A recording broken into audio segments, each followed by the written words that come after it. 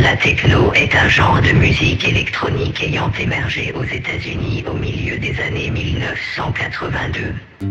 Le plus souvent composé en home studio et réinterprété par des disques jockeys lors de pratiques festives, la techno est avant tout une musique de danse, par essence répétitive. Sa gestation se fait en parallèle de l'apparition de la house music à Chicago, mais la techno s'inspire plus volontiers encore de l'électro et de la new wave, ainsi que de la soul, du funk et des thèmes musicaux futuristes qui prévalaient dans la culture populaire, notamment de l'Amérique industrielle de la fin de la guerre froide. Au cours des années 1990, la techno se développe en véritable culture musicale grâce à l'accueil que réserve l'Angleterre et surtout l'Allemagne aux artistes de Détroit. Stylistiquement, la techno est une musique instrumentale généralement répétitive, souvent produite pour des mix-sets. La presse spécialisée et les connaisseurs de musique techno utilisent différemment ce terme parfois pour décrire les musiques tech house et trance. La techno est souvent confondue avec les autres termes généralistes de musique électronique et danse. Le passé musical de la ville de Détroit est particulièrement riche, notamment symbolisé par le label Motown qui fidèle, entre 1959 et 1971, l'épicentre de la soul et du funk aux États-Unis. Si les pionniers de la techno revendiquent cet héritage, ils précisent néanmoins que certains groupes européens ont joué un rôle capital, au premier rang desquels se trouve sans aucun doute le groupe allemand Kraftwerk. Il est aussi utile de rappeler l'apport essentiel de l'ingénieur américain Robert Moog et également de sa condisciple Wendy Carlos à travers, entre autres, les expérimentations sonores qu'il propose dès 1968 avec l'album Switch et Back.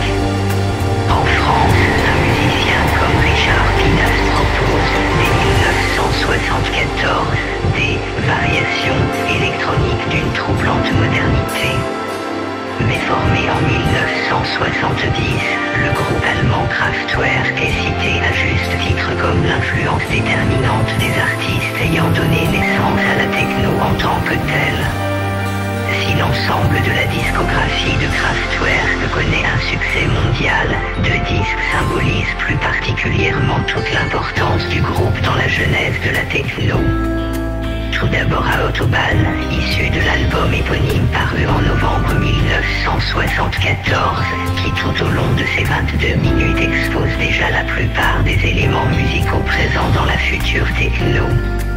Ensuite, c'est l'album Trans-Europe Express paru en 1977, avec lequel entre en contact Juan Atkins, Derrick May et Kevin Saunderson par l'intermédiaire de l'émission de radio Midnight Funk Association présentée par Charles The Electro Flying Mojo Johnson entre 1977 et 1980, qui diffuse entre autres Trans-Europe Express dans son intégralité, ou le morceau Space Lab tiré de The Man Machine dont l'introduction propose un pic ultra rapide, rarement atteint à cette époque.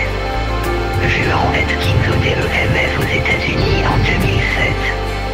À l'écoute de The Electro Flying Mojo, Atkins, May et Saunderson, trois amis surnommés The Belvitri, du nom de l'école secondaire où ils se sont rencontrés, sont ainsi exposés non seulement à Kraftwerk, mais aussi à Giorgio Moroder, Tangerine Dream, Yellow et bien d'autres artistes de cette grande avant-garde européenne, sans oublier des artistes américains tels Prince, Sylvester et son mixeur Patrick Caroli, de P52S ou George Clinton, ainsi qu'à l'ensemble du catalogue de la Motown. Atkins, May et Saunderson citent tous trois l'émission Midnight Funk Association comme le déclic les ayant conduits à produire cette nouvelle musique bientôt appelée techno, et Atkins ajoute avoir entendu en Kraftwerk l'expression musicale concrète de l'ère électronique naissante. Au regard de l'histoire, c'est en formant le duo Xylotron qu'Atkins synthétise l'ensemble des influences reçues de The Electro Flying Mojo et crée une musique qui, si elle est encore proche de celle de Kraftwerk, prend cependant résistance notamment par l'abandon définitif de la structure chanson, introduction populaire refrain. La techno naît symboliquement en 1985 avec la création par Atkins du label indépendant Metroplex, suivi des labels Transmat, mais 1986 et KMS, 1996, Sonderson. Si la musique d'Atkins est toujours restée très cérébrale, mais les Sonderson donnent à la techno son caractère explicitement dansant et festif.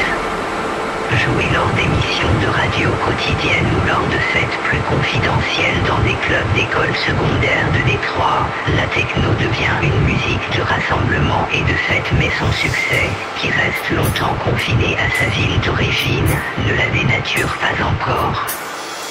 Quelques clubs plus formels font leur apparition, notamment le Music Institute dans le centre-ville de Détroit, fondé entre autres par May. Même s'il n'a pas été d'une grande longévité, ce club a connu une renommée internationale grâce aux prestations de ses DJ mixant des nuits durant et à son bar ne servant que des jus de fruits et des smart drinks, boissons sans alcool. C'est au Music Institute qu'Arishi Houghton, par exemple, fait ses premières armes. De Détroit à Berlin. Kevin Saunderson à Melbourne, en Australie, 2006. Les producteurs de musique utilisent le terme techno de manière généralisée à partir de 1984 avec le morceau Techno City de Cybotron. Des références sporadiques à une techno-pop bien mal définie ne peuvent être trouvées dans la presse musicale vers le milieu des années 1980. Mais ce n'est qu'avec la sortie de la compilation techno The New Dance Sound of Détroit sur le label Virgin en 1988 que le mot commence à avoir le sens officiel actuellement connu. Cependant, le crédit du terme techno peut être alloué à un DJ et propriétaire de magasins de disques allemands, Tala 2XLC2, qui l'utilisait déjà dans son magasin en 1982 pour désigner un genre musical. Son groupe musical, le Masque TV, faisait d'ailleurs partie des groupes présentés par l'émission Midnight Sonic Association. Rétroactivement, des œuvres telles que le morceau Charverie de A Number of Names, 1981, les premières œuvres de Cybotron, 1981, le morceau I Feel Love de Donna Summer produit par Giorgio Moroder, 1977, et les morceaux dansants du répertoire de Kraftwerk, entre 1977 et 1983, sont qualifiés de techno, puis d'électro en ce qui concerne A Number of Names et Cybotron. Ces morceaux disco-électro partageaient avec la techno une utilisation intrinsèque de rythmique électronique et leur popularité sur les pistes de danse. Dans les années qui suivent la sortie de la compilation techno The New Dance Sound of Détroit, cette musique est décrite par la presse musicale danse comme le tendance house de Détroit, où son plus high-tech et plus mécanique. Car, si leurs contextes d'émergence sont distincts et autonomes, la musique techno s'appuyait cependant sur les mêmes structures que la musique house émanant à la même époque de Chicago, bien que celle-ci ait été plus proche de la soul, plus sobre et d'un style plus directement issu du disco. De plus, le succès de la house hors de sa ville d'apparition fut bien plus précoce et considérable, ce qui explique que cet amalgame se soit fait au détriment de la techno. Les producteurs de musique de l'époque, en particulier Derrick May et Kevin Saunderson, avouent avoir été fascinés par la scène de Chicago et avoir été influencés par la house en particulier.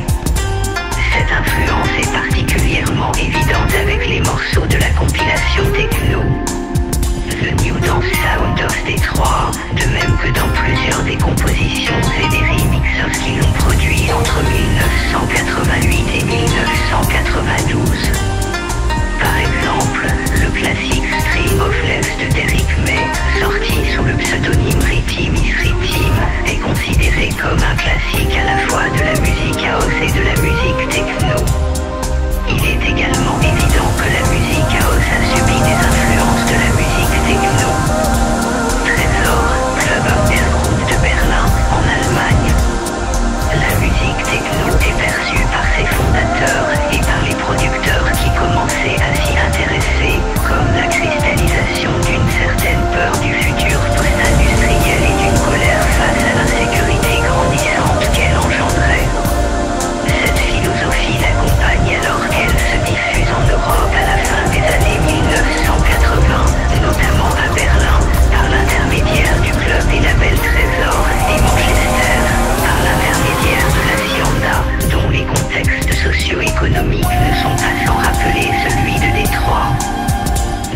premier temps, la techno est mise en avant par ces clubs qui, en s'adaptant au goût du public dans l'organisation de leurs soirées et en sélectionnant des disques jockeys qui jouaient une musique novatrice et éclectique, ont pu offrir un environnement favorable au développement de la scène locale de cette musique de danse. Au fur et à mesure que ces clubs gagnent en popularité, des groupes de DJ commencent à se rassembler et à proposer leurs talents de mixeur et leur sound system sous des noms comme Direct Drive et Audio Mix, de manière à amener un auditoire toujours grandissant à écouter leur musique.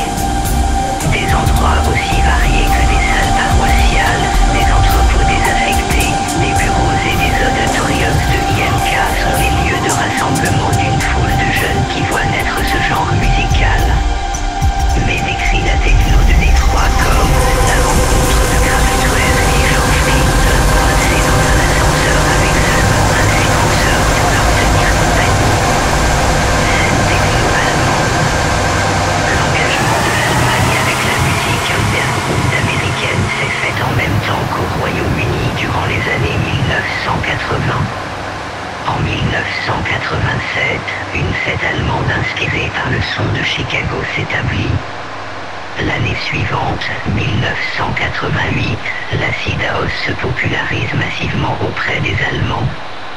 En 1989, les disques jockeys allemands Westspam et Dr. Mott fondent UFO Club, une fête illégale, cofondée avec Love Parade.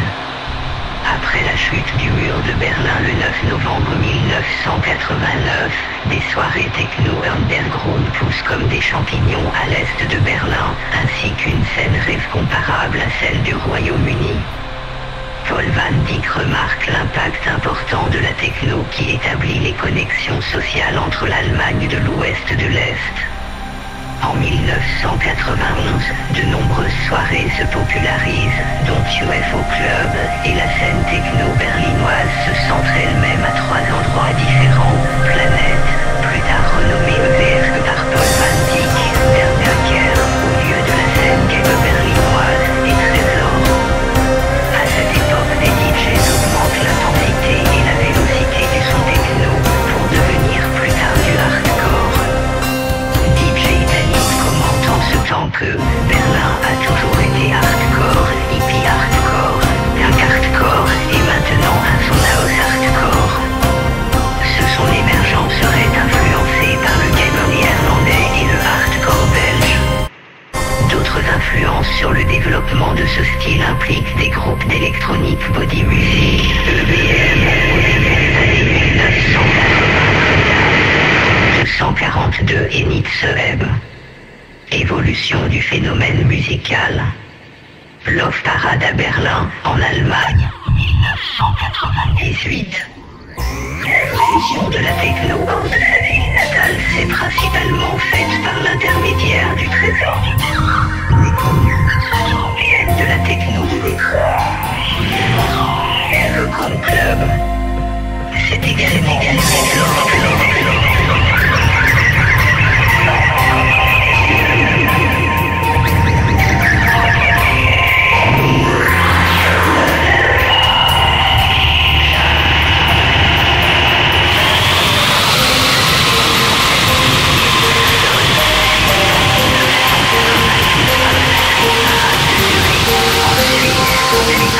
en 1997 avec la Technoparade et quelques années plus tard par d'autres villes européennes. À la suite de cette explosion populaire, d'autres scènes locales apparaîtront un peu partout en Allemagne, par exemple à Francfort, où sera créé l'Omen par le DJ Sven Watt, et d'autres à Munich, Hambourg ou Cologne. En Angleterre, les premiers artistes de Détroit viennent se produire dès la fin des années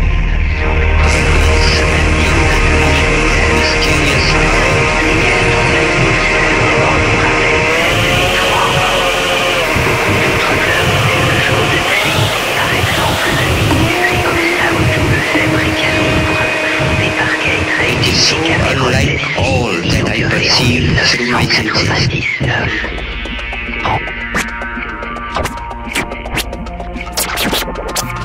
En France, le genre gagne d'abord les boîtes de nuit de Paris, en commençant par le Queen, le Rex Club et, plus tard, le Pulp et le Scorpion. Le Rex Club fut le premier quartier général de DJ tels que Laurent Garnier et Scanx. En Europe de l'Est, la scène techno devient très active avec notamment la DJ jockey ukrainienne,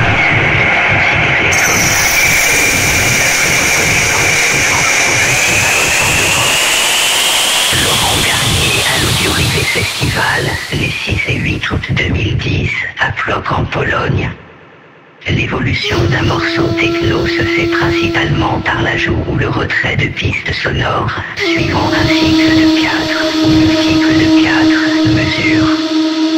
La techno se distingue par son abondance de percussions, de sons synthétiques et d'effets réalisés en studio, sur une rythmique régulière, 4 cœurs, variant généralement entre 120 et 140 battements par minute.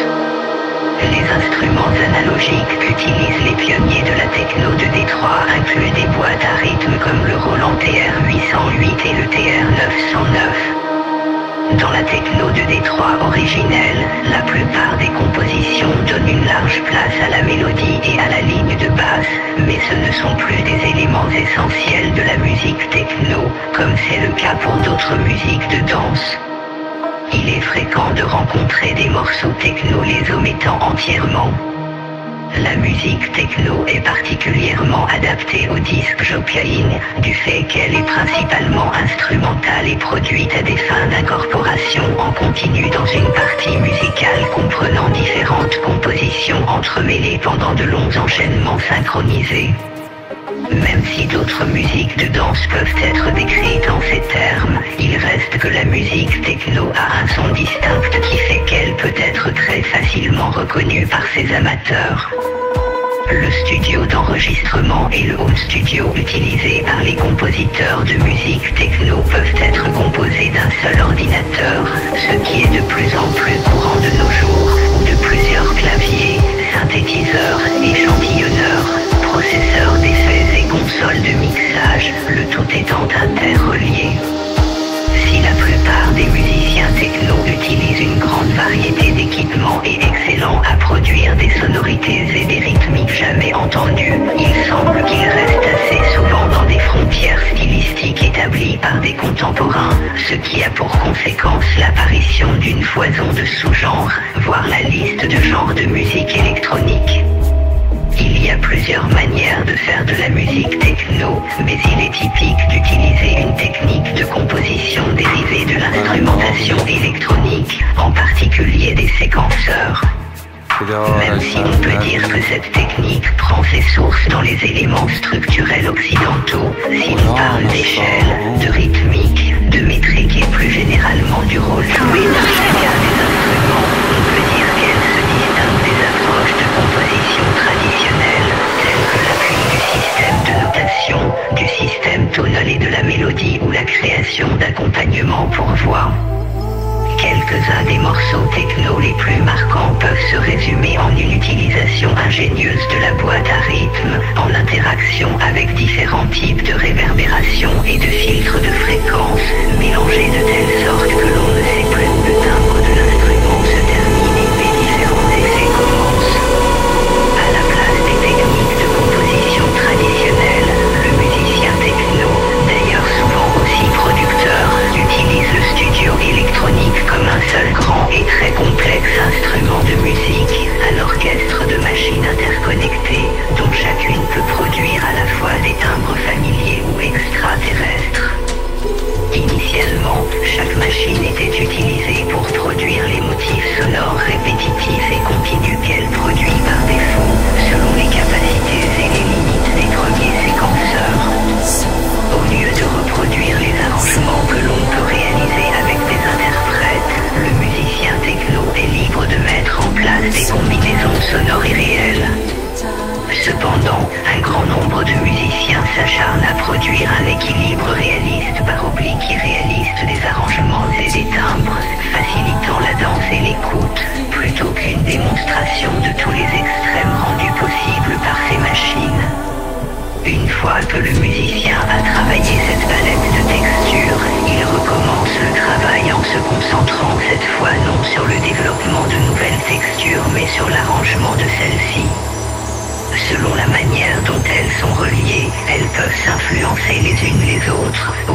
à mesure de la constitution des couches sonores, par exemple, être syncopé, puis en harmonie rythmique, et tout ceci peut être capté par le musicien sur la console de mixage.